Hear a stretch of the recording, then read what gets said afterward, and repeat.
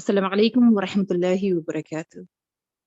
Jazakumullah khairan for being here. We will wait for a few more minutes, inshallah ta'ala, for the rest to join in before we begin.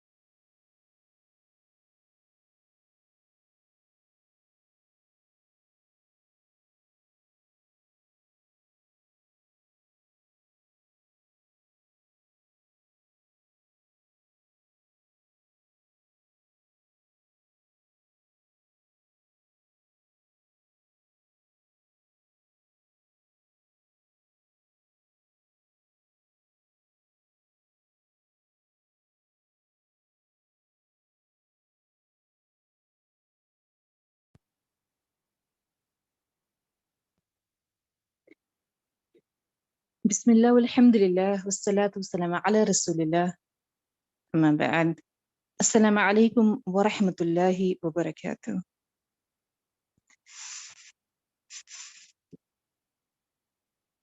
Today, I want myself and you to ponder and to look with the sight of not the eyes, but the soul, the fitrah that we were born in, asking Allah subhanahu wa ta'ala to help us in doing so, looking into our own hearts.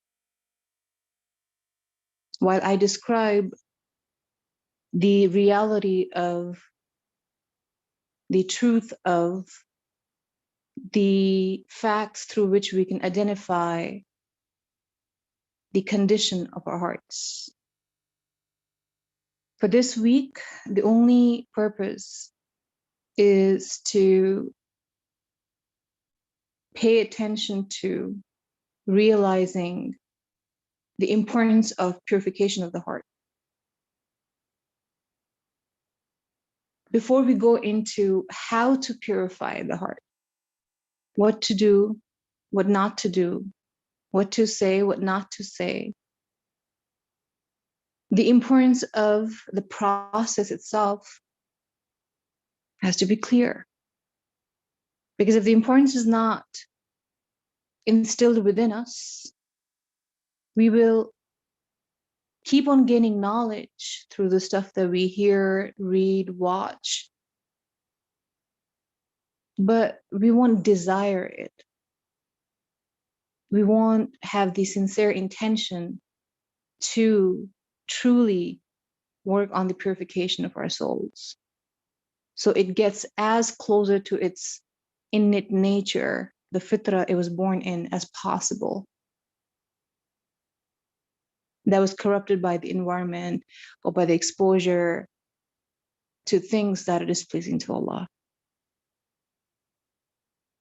So in order to just an attempt, a trivial attempt to help us, including myself, but it's a constant process, constant struggle for each one of us till death,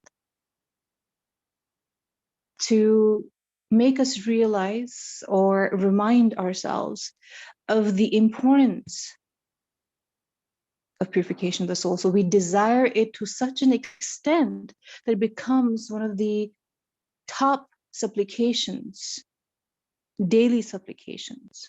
For you only make dua for what matters to you.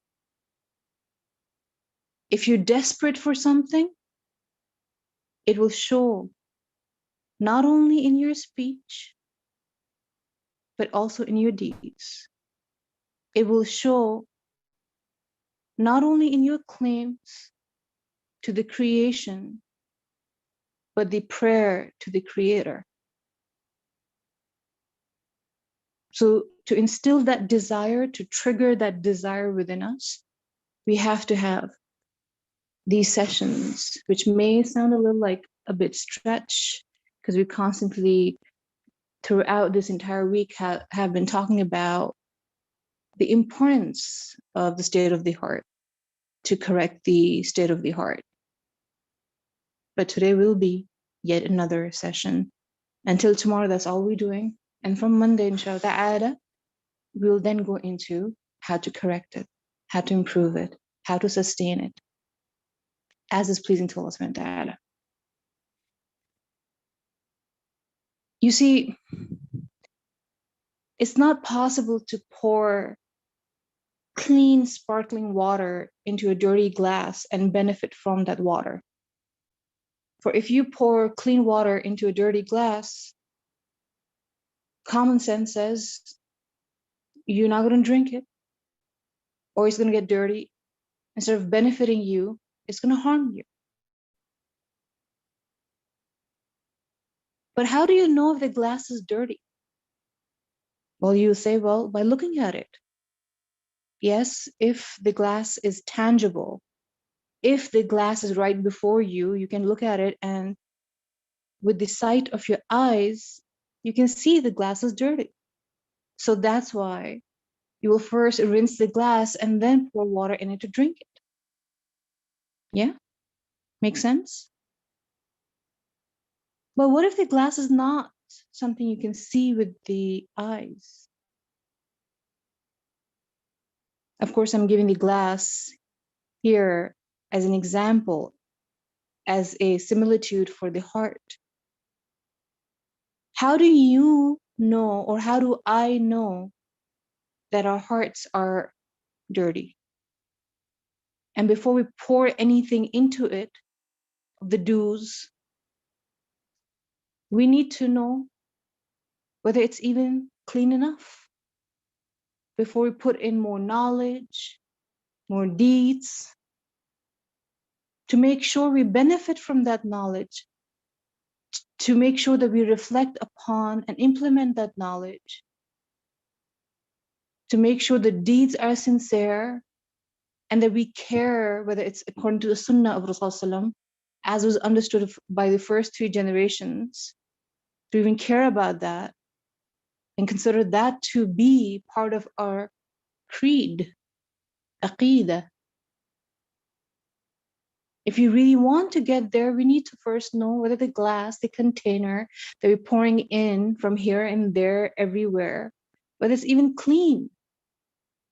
But if it's not, then you may be a scholar of the deen, yet your life would be a contradiction to the knowledge, or your private life may be a contradiction to the public life. So we don't want to do that. For as we found out from one of the earlier sessions, that is the most hateful to Allah. That there is a facade placed before us, that we fool people, sometimes our own selves. But the deeds that we do, I mean, I'm not even talking about the bad deeds, but like the good deeds even, they don't benefit us, rather just the opposite. I mean, that's a scary situation. So, how to know if the heart is dirty so that we take the purification process more seriously and desire it truly? Okay. You know, yesterday when I was talking about the meaning of, very briefly, I just touched upon it, even though there's an entire book that I've been writing since past few years on the state of the heart, different types, etc. But yesterday, I just touched upon the reality of the heart by telling you the linguistic meaning briefly of qalb. One of the greatest and most agreed upon meaning of qalb, qaf, lam, and ba, as Ibn Falis rahimullah, the expert of Arabic grammar amongst the others, have mentioned, is something that changes. It constantly moves. It never stays in the same state. It goes high, it goes low, like a roller coaster ride. It's just that how high it goes, how low it goes may differ, according to every individual. And how frequently it goes high, how long it stays in that state of highness, of iman, and how low it goes for some, and how long it stays in the state of loneliness, corruption, weakness. It may differ for every person. But every person, every human possessing a heart, which is everybody, of course, they have to realize the nature of the heart is such that it's always changing, it's always struggling. The nature of the heart is that it's always struggling. The struggle is real, the struggle is natural, the struggle is inevitable. But the problem is not the struggle. See, that's not the problem. The problem is not the struggle. The question is not whether your heart is struggling or not, because everybody's heart is and ought to be. The question is, what is it struggling for?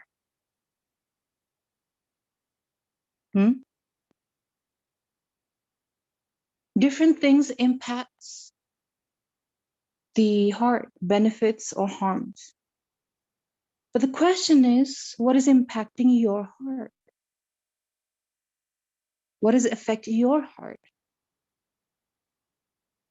What is your heart struggling for? What does your heart desire? What does your heart hate?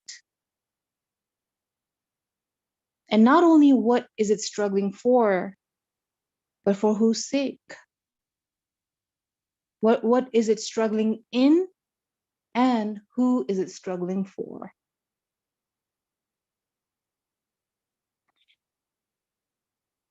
We're not talking about a dead heart. We're going to talk about the sick heart and the healthy heart. The struggle of both of them to help us realize where we belong, hence what we need to do, how to improve, what to work on. Because the dead heart is dead. It's already dead. It has stopped struggling. It is stubborn. It's absolutely ignorant. And true ignorance is to be content with one's knowledge. So it's absolutely content, complacent. We're not talking about the dead heart, the hopeless case, basically. We're talking about the sick heart or the healthy heart, the situation of them and the struggles of both.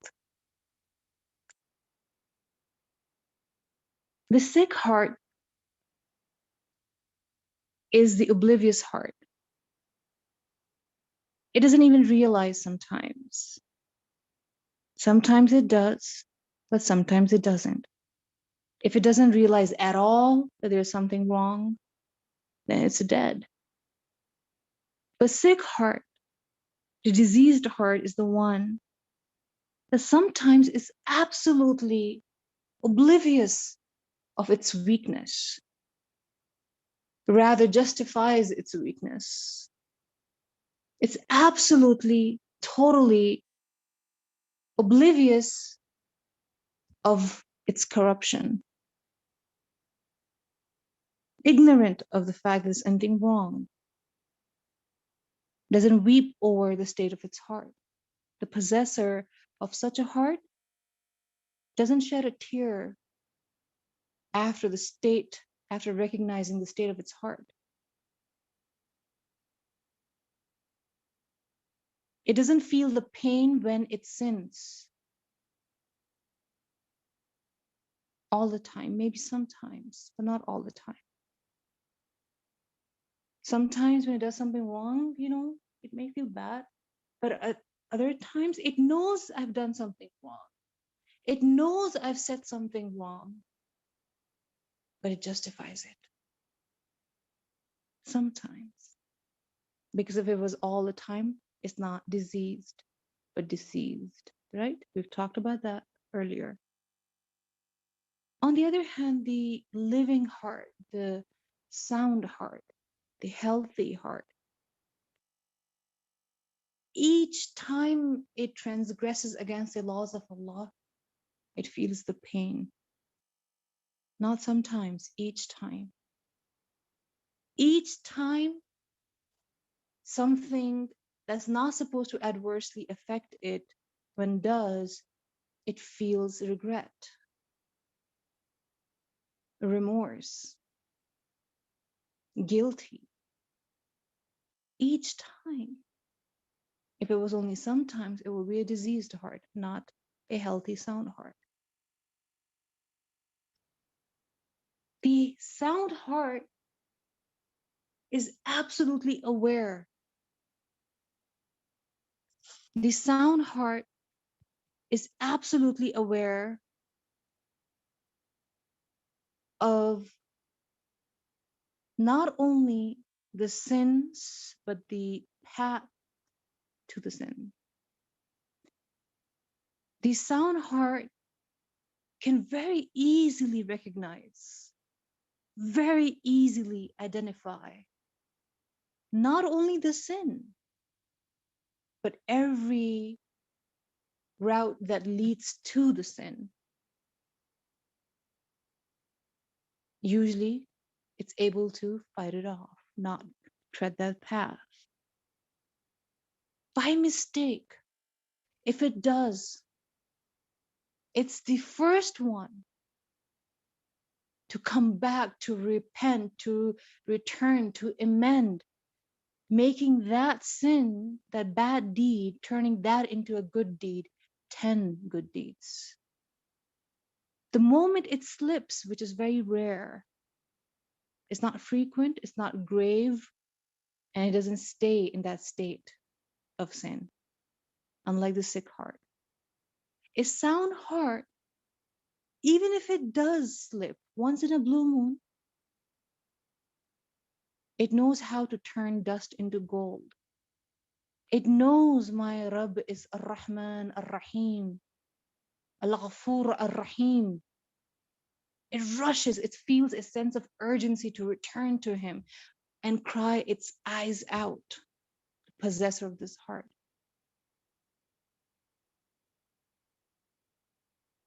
It doesn't delay. It knows that within 6 hours or so of my committing the bad deed, I can easily turn this bad deed into a good deed by repenting to Allah right away. So the angels do not write it down. So the angels do not write it down.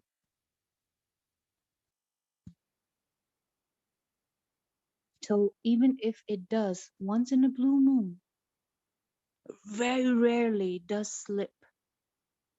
It has a sense of urgency, a sense of urgency to return to Allah, to repent to Allah, to amend its affairs, and to increase in good deeds in the very matter in which it did the bad deed. Yani, if the sin was of the tongue, after returning to Allah, after realizing, returning, repenting, giving up the sin, it would increase the good deed of the tongue. Because it knows that that's how I'm going to fight it off from falling into that sin of the tongue again, by increasing the good deeds of the tongue. So if, for instance, the sin was of the sight, the moment it realizes, which is very rare that it commits that sin, but even if it does, it has the ability,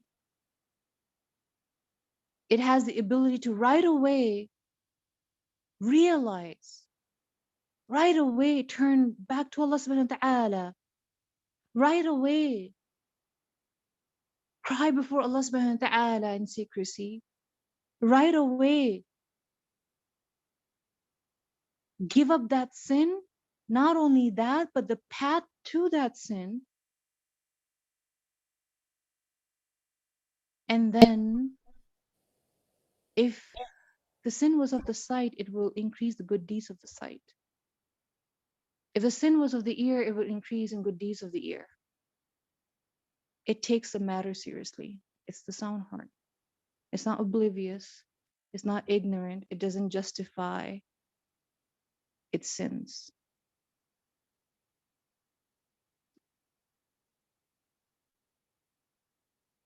The living, the pure, the sound, the good heart, the savior experiences a lot of pain in dunya, but it knows that I rather struggle against whatever displeasing to Allah. I rather have sabr in whatever is pleasing to Allah. I rather put up with the pain to fight off indulging in what is forbidden by Allah, that may cause sickness in the heart, rather than undergoing the tremendous trial curing the heart.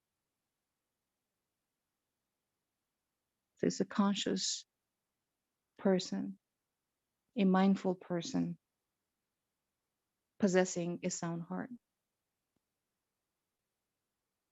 The healthy heart prefers what is beneficial for it. The sick heart doesn't mind doing something which is not beneficial. The healthy heart, the sound heart, before indulging into anything, saying or doing anything, has the ability and does ask itself, is this going to benefit my dunya or akhirah? If not, then I don't have to waste time on it. For I am going to be accountable for the time also. Not how much I had, but what did I do with it? On the other hand, the sick heart, it knows what's wrong, what's not, what's good, what's bad. But then even if it indulges in something totally useless, something totally unproductive, something totally non-beneficial for dunya and akhirah, it justifies, like, oh, come on, it's okay, I'm just a human, chalta hai, you know. It's a little desensitized, not absolutely, but quite a bit. A little immune to the transgressions against Allah subhanahu wa ta'ala, what is displeasing to Him. The sound heart is not at all. And that's why it goes through a lot more struggle, a lot more pain. But the struggle is not for the sake of its nafs, not for the sake of the peer pressure, what people may say or think, but for the sake of Allah. It's constantly struggling also against waswas, against its own nafs, against dunya, to keep on steadfastly doing what is pleasing to Allah against all odds. As I mentioned earlier, sabr is in three things. To have complete true sabr, you have to have sabr in three things. Sabr in obeying Allah, sabr in avoiding sins, what is displeasing to Allah. And then only, when you have sabr in these two things, only then you would have sabr naturally, automatically during trials. And sabr is nothing more than, it's not helplessness, it's not weakness. Sabr is strength. Sabr is to remain steadfast in whatever is displeasing, whatever is pleasing to Allah subhanahu wa ta'ala, not displeasing to Him. To remain steadfast, to remain steadfast in whatever is pleasing to Allah against all circumstances. Regardless of your circumstances, when you keep on saying and doing what is this, what is not displeasing to Allah, rather what is pleasing to Allah. Despite of your circumstances, despite of how busy you are, despite of how frustrated, exhausted you are, despite of how stressed you are, how sick you are, how many failures you have to face, how many losses and grief you have to face, worries or fears you have to face, no matter how many responsibilities you have, no matter how much you got on your plate, you do not justify disobeying Allah because of the circumstances. You keep on doing what is pleasing to Allah despite of your circumstances. This is the possessor of the sound heart.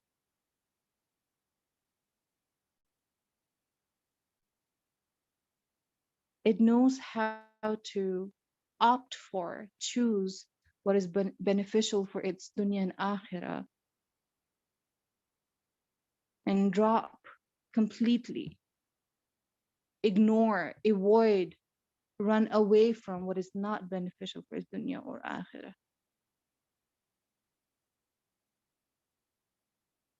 If something is not adding to the value of this person in dunya, to be a good representative of deen, to be a strong Muslimah, adding to the strength of the ummah, utilizing the blessings of Allah subhanahu wa ta'ala in order to live a healthy, good, pleasant life, comfortable life, of yourself and that of others, providing the same to them for the sake of Allah, for the pleasure of Allah, knowing that, if Allah has blessed me with something, it must show on me out of gratitude.